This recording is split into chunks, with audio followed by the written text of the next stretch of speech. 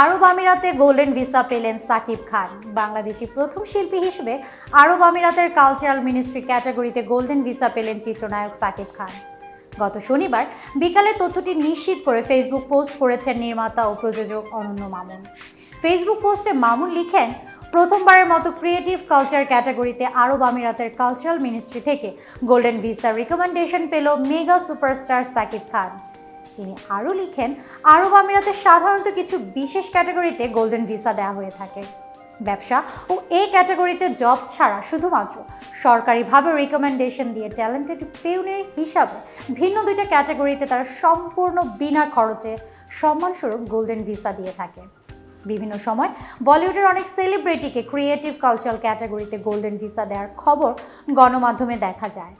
বলিউড বাদশাহ শাহরুখ খান, সঞ্জয় দত্ত সহ অনেক বড় বড় তারকারা ইতিমধ্যে এই ক্যাটাগরিতে গোল্ডেন ভিসা পেয়েছেন।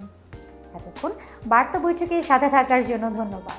নতুন নতুন তথ্য ও সংবাদ পেতে বার্তা বৈঠকের ইউটিউব চ্যানেল ও ফেসবুক পেজের সাথেই থাকুন।